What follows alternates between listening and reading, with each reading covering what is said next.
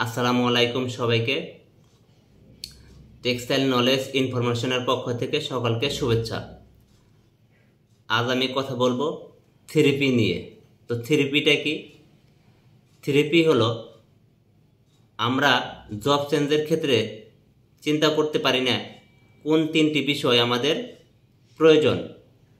তো এই তিনটি বিষয় যদি আমরা মাথায় রাখি তাহলে আমাদের জব চেঞ্জ করার জন্য এবং জব চেঞ্জ করে আমরা সফল হব। থেরাপি ফর্মুলা অ্যাপ্লাই করে জব চেঞ্জ করতে হয়। প্রথম পি হলো পয়সা। পয়সা কি মানে মানি।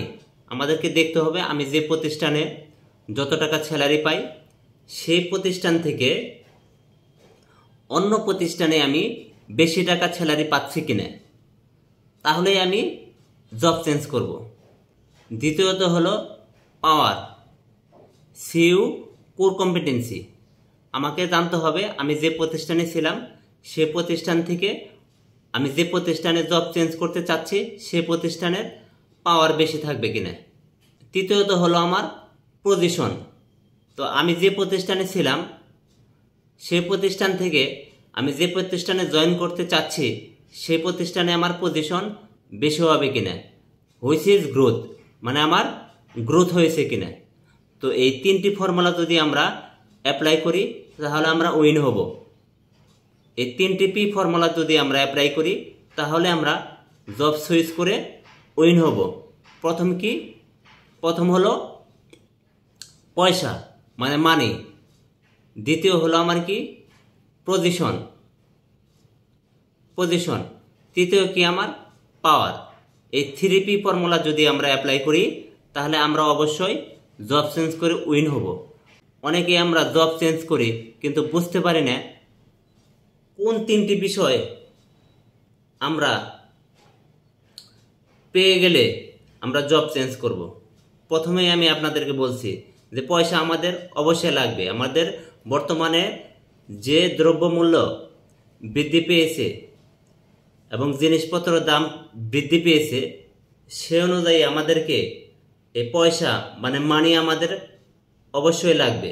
আমি যে কোম্পানিতে যদি 50,000 টাকা পেয়ে থাকি তাহলে এই 50,000-এর বেশি থেকে আমাকে বেশি পেতে হবে। এই 50,000 থেকে আমাদের কি হতে হবে? বেশি পেতে হবে। সো আমাদেরকে কি করতে হবে? টাকার পরিমাণ বা ডিমান্ড করতে হবে। দ্বিতীয়ত হলো আমাদের কি পজিশন। তো পজিশন কি? আপনি যদি যে প্রতিষ্ঠানে ছিলেন ওই প্রতিষ্ঠানে যদি আপনি অ্যাসিস্ট্যান্ট ম্যানেজার থাকেন তো আপনি ডেপুটি ম্যানেজার এবং ম্যানেজার অ্যাপ্লাই করবেন, এবং এক্সিকিউটিভ থাকলে সিনিয়র এক্সিকিউটিভ এবং অ্যাসিস্ট্যান্ট ম্যানেজার অ্যাপ্লাই করবেন। যদি আপনি পেয়ে যান তাহলে উইন হলেন।